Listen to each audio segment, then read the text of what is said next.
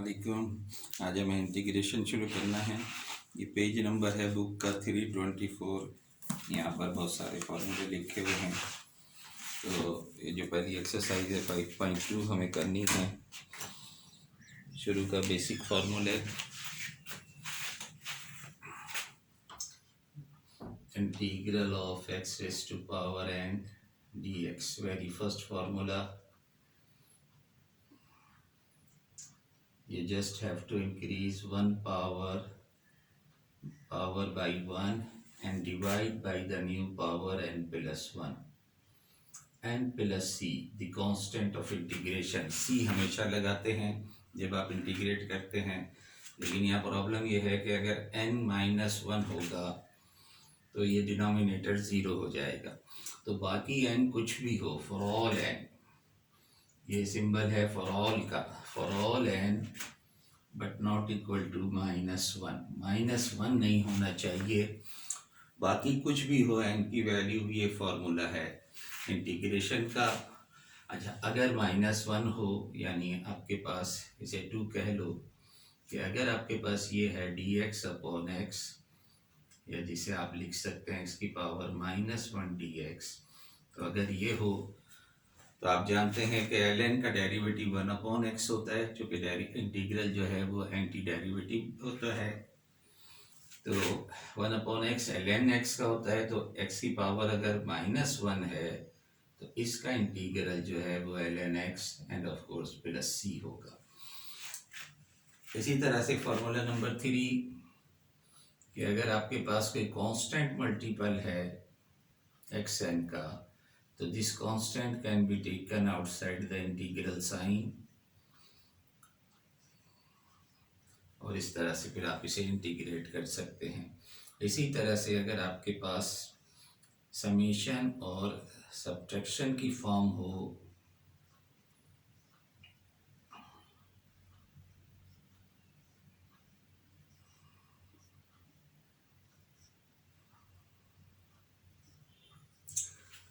तो आप हर एक पे अलग अलग इंटीग्रल ले सकते हैं। You can write this as c1 integral xn dx plus c2 integral xm dx minus c3 integral xp dx।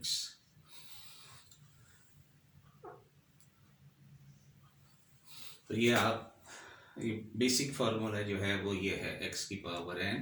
तो उसी हिसाब से फिर आप दीगर फार्मूले, फार्मूला नंबर 5, क्योंकि पहली एक्सरसाइज में एक्सपोनेंशियल फंक्शन का भी जिक्र आया है, तो ये भी देख लें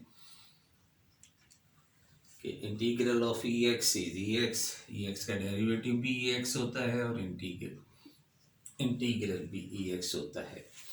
इसी तरह से ट्रिग्नोमेट्रिक फंक्शन के डेरिवेटिव आप लोग पढ़ चुके हो, तो चूँकि एंटी डेरिवेटिव है, integration is also anti derivative. तो जिस तरह से आप साइन एक्स का डेरिवेटिव कॉस एक्स होता है, लेकिन कॉस एक्स का डेरिवेटिव माइनस साइन एक्स होता है, तो साइन एक्स का इंटीग्रल माइनस कॉस एक्स होगा, एंड ऑफ कोर्स प्लस सी तो लगाते जाएंगे आप। तो इसी तरह से बाकी फार्मूले आप वहाँ देख सकते हैं। तो अब हम चलते हैं एक्सरसाइज पर। तो अभी आज हम ये एक ही एक्सरसाइज करेंगे, बेसिक फार्मूलों की आप लोग प्रैक्टिस कर लें, क्योंकि इंटीग्रेशन आप बहुत भूल चुके होते हैं। इसलिए मैं आपसे कहूँगा कि आज ही आप ये एक्सरसाइज जो है, इसमें से ज़ाहिर है चंद सवालात हम करेंगे, 2 पेज पर है ये एक्सरसाइज। तो इस एक्सरसाइज 5.2, इस एक्सरसाइज के जो सवाल हम आज नहीं करेंगे, आपके लिए छोड़ देंगे, तो आप घर पे ज़रूर कर लेना आज ही इसे, क्योंकि नेक्स्ट क्लास जब हम लेंगे तो इससे आगे बढ़ जाएंगे हम।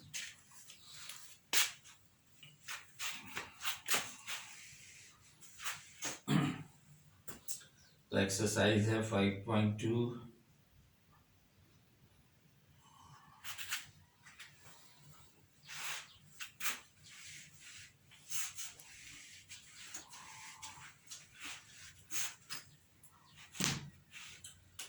क्वेश्चन नंबर 9 से है। Question number 9, multiplier basic formula है x की power 8 dx. You just have to increase the power by 1. This will be 9 upon 9 plus c will be the answer. इसी तरह से इसका क्वेश्चन नंबर 10 का part A, question number 10 part A, ये 9 का part A था. Integral cube root of x square dx. तो पहले तो इसे रीराइट कर लो in the form of x की पावर 2/3 और फिर इसको इंटीग्रेट कर लो. 1 ऐड करोगे तो that will become 5/3 divided by 5/3 plus c. या ज़्यादा इसे रीराइट कर लें 3/5 x raise to power 5/3 plus c. That will be the answer.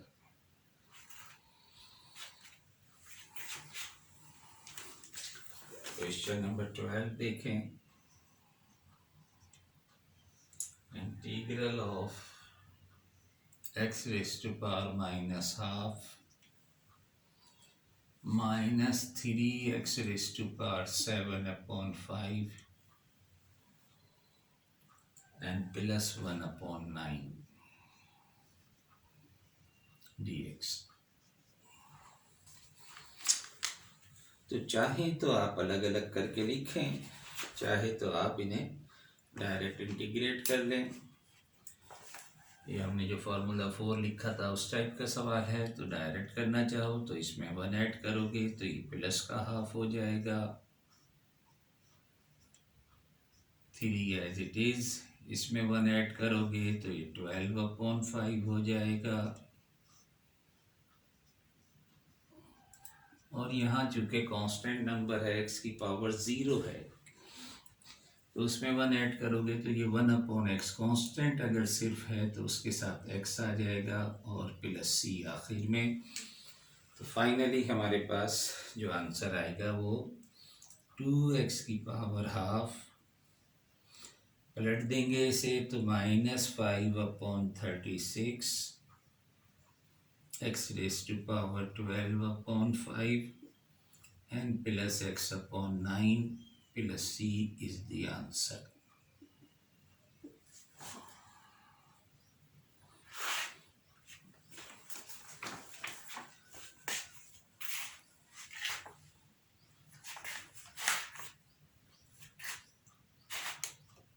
तो इसी किस्म के बाकी सवालात हैं. और दूसरी तरफ दूसरे पेज पे आप देखें तो यहाँ पर इन्होंने थोड़ा सा पहले कुछ आपको रीराइट करना पड़ेगा. फिर question number 15 x into 1 plus x cube dx. तो गो के ये मल्टीपल की फॉर्म है, लेकिन ऐसा है कि जिसे आप सिंप्लीफाई करके पहले लिख लो.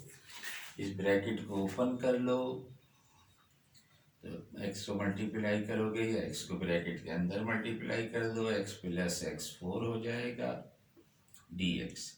And now you can integrate this, which is equal to x square upon 2 plus x5/5 and plus c is the answer.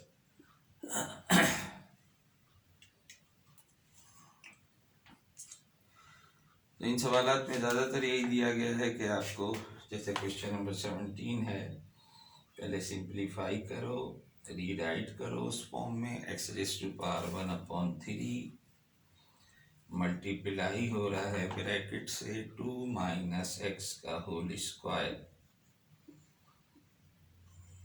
dx.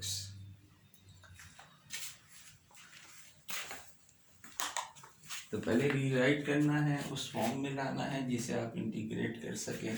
तो फर्स्ट ऑफ ऑल इस ब्रैकेट को ओपन करो, x की पावर 1/3 को ऐसे ही रहने दो. इसको ओपन करेंगे तो 4 minus 4x and plus X square आ जाएगा. एंड देन इंटीग्रल ऑफ, अब ये इससे अंदर मल्टीप्लाई कर दें तो ये हो जाएगा 4x की power 1/3 minus 4x⁴ and plus x⁴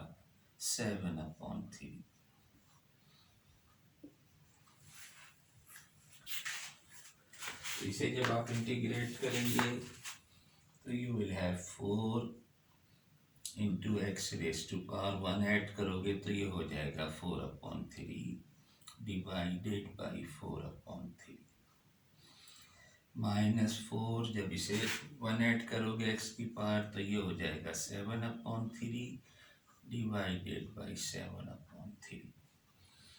इसी तरह इसमें जब ऐड करोगे तो ये हो जाएगा 10/3 डिवाइडेड बाई 10/3 और आखिर में c ऐड कर दो। तो रीराइट कर लेना इसको, आंसर आ जाएगा आपके पास।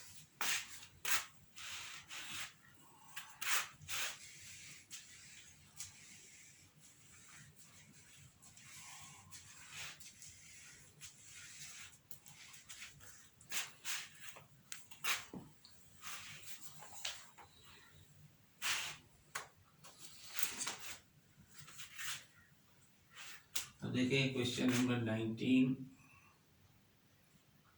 यहाँ पर आपको दिया गया है x5 + 2x² - 1 divided by x⁴ dx।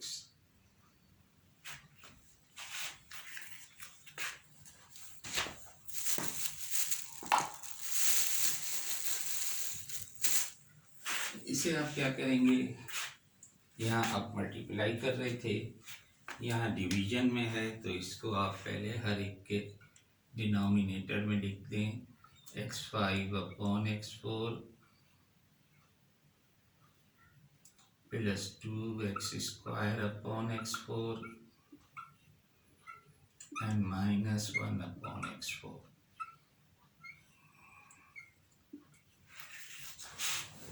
and then write this integral. Simplify करके लिख लो, या x रह जाएगा या 2x⁻² हो जाएगी और यहाँ x⁻⁻4।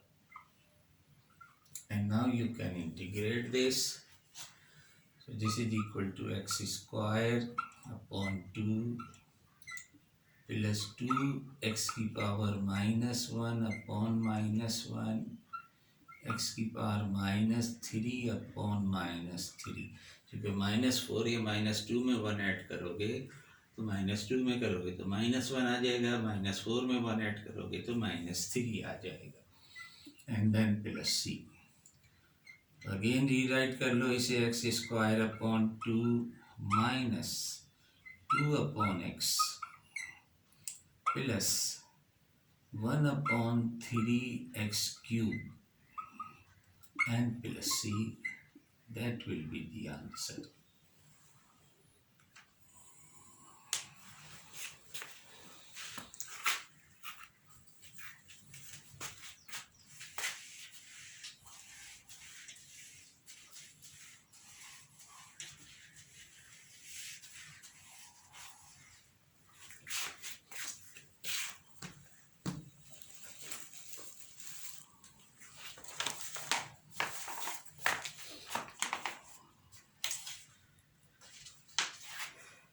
क्वेश्चन नंबर 21 देखें।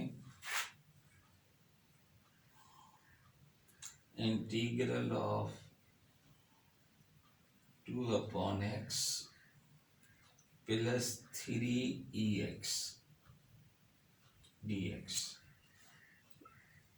तो जाहिर है ये तो एक लाइन का सवाल है कि 2 को तो आप ऐसे ही रखोगे। 1/x का इंटीग्रल हमने सेकंड फार्मूला ln x, और ex का इंटीग्रल ex ही होता है प्लस c। बस ये आंसर आ गया आपके पास।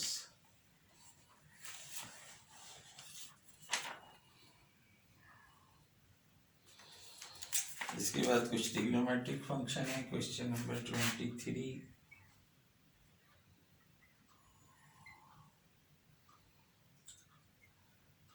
3 sin x minus 2 sec square x D x.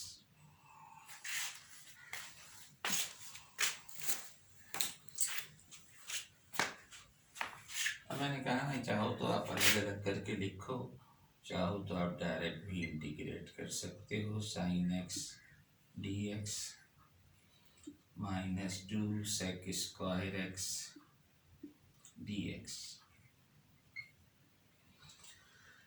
अब साइन एक्स का तो हमने फॉर्मूला लिखा था कि साइन एक्स का इंटीग्रल जो होता है माइनस कॉस एक्स होता है, तो ये माइनस पहले लिख दो और सेक स्क्वायर एक्स। अब हमें देखना पड़ेगा डेरिवेटिव, किस चीज़ का डेरिवेटिव जो है वो सेक स्क्वायर एक्स होता है। तो हम चूँकि पहले पढ़ चुके हैं, we know that the derivative of 10x is sec square x. तो आप सेक स्क्वायर एक्स का इंटीग्रल जो है दैट विल बी 10x, और आखिर में आप इसे c लिख दें, that's all.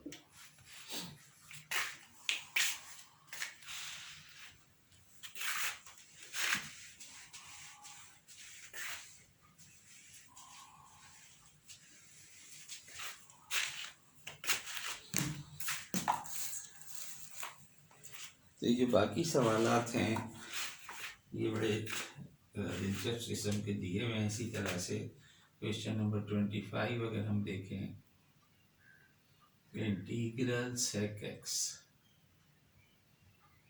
Multiply by sec x plus 10x। तो ये सारे के सारे जो हैं उस फॉर्म में दिए हैं जिसका डेरिवेटिव आपको यानी फॉर्मूलों में ऐसे नहीं मिलेंगे, लेकिन जब डेरिवेटिव आप या का फॉर्मूला देखोगे तो उसमें ये मिल जाएगा। तो पहले तो इसे ओपन करके लिख लो, या सेक को अंदर ले जाओगे तो देखेंगे सेक स्क्वायर एक्स आ गया, और जब इसे मल्टीप्लाई करोगे तो ये सेक एक्स 10x।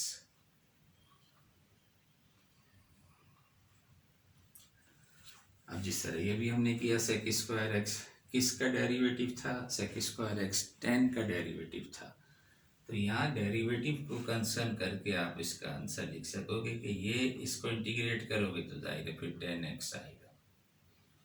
और इसी तरह से ये कि सेक एक्स 10x किसका डेरिवेटिव होता है, तो हम जानते हैं कि सेक एक्स का डेरिवेटिव जो होता है वो सेक एक्स 10x होता है। तो इस तरह से सेक एक्स 10x का इंटीग्रल जो आएगा वो आएगा हमारे पास सेक एक्स एंड आखिर में प्लस सी।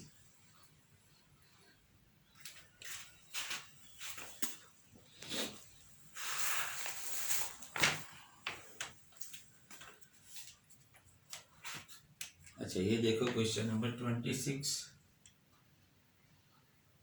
ये भी इसी तरह से कोसेक दिया हुआ है, cosec x multiply by sine x plus cot x D x.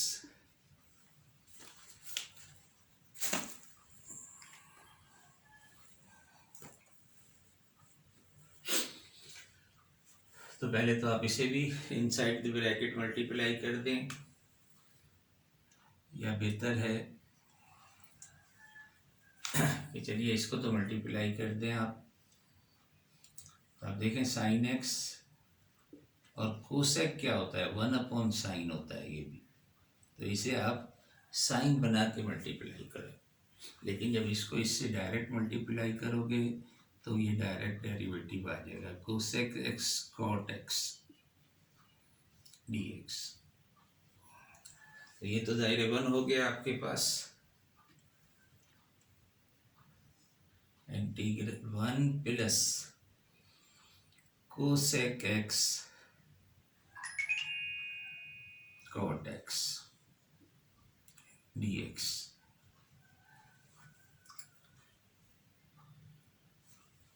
तो आप जानते हैं कि जिस तरह भी हमने ऊपर किया कि सेक एक्स 10x जो है वो डेरिवेटिव होता है सेक एक्स का, तो इसी तरह से माइनस कोसेक इनटू कॉट जो है वो कोसेक का होता है, माइनस होता है। कोसेक का जो डेरिवेटिव होता है वो माइनस कोसेक एंड कॉट होता है। तो यहाँ चूंकि प्लस है तो हमारे पास माइनस आ जाएगा। तो दिस इज इक्वल टू, जाहिर है 1 का तो x आ गया और ये माइनस कोसेक आ गया, cosec x plus c, that will be the answer.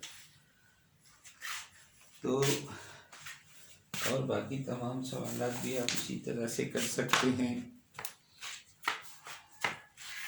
देखेंगे आखिरी सवाल देख लेते हैं, क्वेश्चन नंबर 32।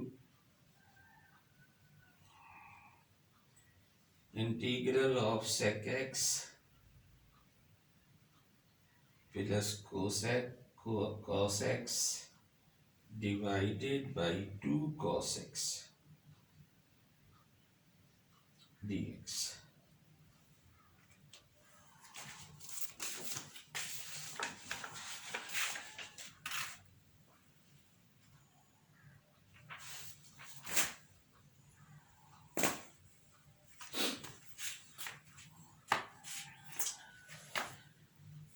अब देखें, देखने में सारे सवाल जो हैं 25 देख लो या 26 देख लो या ये देख लो, देख के तो अंदाज़ा होता है यार ये कैसे होगा।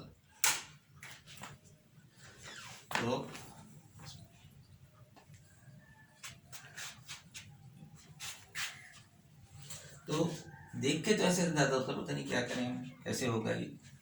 लेकिन आप देखिए कि sec x क्या होता है, 1/cos, और 1/cos है। अगर जब इसके नीचे इसे लिखोगे तो 1/cos, तो we can write this as integral sine में ही आप इसे इट्स मीन ऊपर ले जाओगे तो sec x बन जाएगा ये।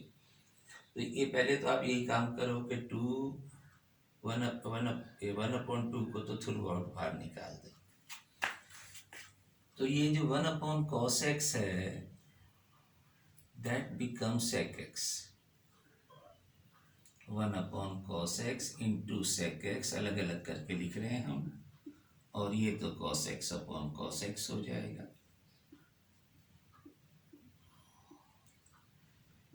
तो ये तो कैंसिल होके 1 आ जाएगा, और ये 1/cos x जो है फिर sec x बन जाएगा, और ये sec x जो है वो इस तरह से sec स्क्वायर x बन जाएगा। तो we have this is sec square x and plus 1, ये है इनफैक्ट हमारे पास। तो ये दिया हुआ इस फॉर्म में है, देखने में टिपिकल लगता है, लेकिन जब ज़रा सा सिंप्लीफाई कर लोगे तो अब sec स्क्वायर x अभी हमने किया, ये इंटीग्रल है 1/2 को तो ब्रैकेट से बाहर रखें, ये इंटीग्रल है, ये डेरिवेटिव है tan x का, तो इसका इंटीग्रल जो है वो होगा tan x, और फिर 1 का इंटीग्रल x एन प्लस सी। कुछ हमारे यहाँ क्या करवा ये करते हैं कि ये x और x को ऐड कर देते हैं, तो ऐसी हरकत नहीं करना भाई, ये पूरा एक फंक्शन है और ये अलग फंक्शन है, इसलिए एहतियातन इसे जो है इस तरह लिख दिया जाता है कि बेहतर है कि ये जो x है इसको पहले लिख लो और इसको बाद में लिख लो, क्योंकि ये साथ साथ लिखा हुआ होता है तो बाज़ औक़ात कन्फ्यूजन में लोग ये हरकत कर देते हैं कि x को और x को ऐड करके यहाँ तक कर लिया, सही कर लिया, लेकिन फिर x और x को ऐड करके tan 2x लिख दिया। तो अगर tan 2x लिख दोगे तो ये जो किया कराया है सारा सिफर हो जाएगा, क्योंकि ये आपको टीचर फिर ये सोचेगा कि यार इसको ये भी नहीं पता कि ये अलग है, ये एंगल है और ये बाहरी फंक्शन है, इसने इसको ऐड कर दिया, इसे इसका मतलब ऐसे आता नहीं है, बस ये रटा हुआ था जो इसने काम कर दिया। तो बेहतर यही है कि आप इसे इस फॉर्म में लिख लें, तो that will be the answer, ताकि वो कन्फ्यूजन ना हो। तो वैसी अक्लमंदी नहीं करना, बाज़ औक़ात हमारे पास ऐसी चीज़ें आ जाती हैं जिसमें कुछ ज़्यादा अक्लमंदी लोगों ने दिखाई होती है। अच्छा, अब देखें इसके बाद लोगों के आज क्लास बहुत छोटी सी रही, फिर 25 मिनट या की रही, तो ये एक्सरसाइज ख़त्म हो गई है, लेकिन चूँकि इनिशियल है और आप लोगों के साथ अब बायोलॉजी वाले भी अटेंड कर रहे हैं, तो लिहाजा मैं अभी इसको यहीं रोक रहा हूँ क्योंकि इसके बाद जो एक्सरसाइज है वो है सब्स्टिट्यूशन से, और उसके बाद टेक्निक शुरू हो जाती है इंटीग्रेशन की। इंटीग्रेशन के बेसिक फार्मूला तो यही है। आखिर में फिर हम आएंगे लॉग का, क्योंकि अभी हमने ln का इंटीग्रल नहीं निकाला। बाकी जाहिर है अलजेब्रिक फंक्शन भी हो गया, एक्सपोनेंशियल भी हो गया, ट्रिग्नोमेट्रिक का भी हमने देख लिया। तो तमाम बेसिक फार्मूले तो बस यही हैं। उसके अलावा टेक्निक्स हैं फिर हमारे पास। तो इंटीग्रेशन बाय सब्स्टिट्यूशन, तो जाहिर है कि अभी मैं सब्स्टिट्यूशन नहीं कराना चाहता आपको, कि पहले इसकी प्रैक्टिस कर लो। इसलिए मैं आज आपसे कह रहा हूँ, शुरू में मैंने कहा कि जो सवाल अच्छे खासे सवाल हमने कर लिए हैं, और फिर जो बाकी बचे हुए हैं वो आज कर लेना, ताकि जब हम नेक्स्ट क्लास लेंगे तो नेक्स्ट क्लास से पहले आपको कुछ प्रैक्टिस हो चुकी हो। क्योंकि इंटीग्रेशन के से लोग असल में बहुत घबराते हैं कि इंटीग्रेशन बहुत मुश्किल होता है। मुश्किल वो इसीलिए हो जाता है कि जब आप इनिशियल काम नहीं करते, टीचर की जब नहीं सुनते आप लोग, तो फिर आपको इंटीग्रेशन आहिस्ता आहिस्ता मुश्किल लगने लगता है। क्योंकि आहिस्ता आहिस्ता जैसे जैसे हम आगे बढ़ते जाएंगे तो यकीनन हैवी होता जाएगा।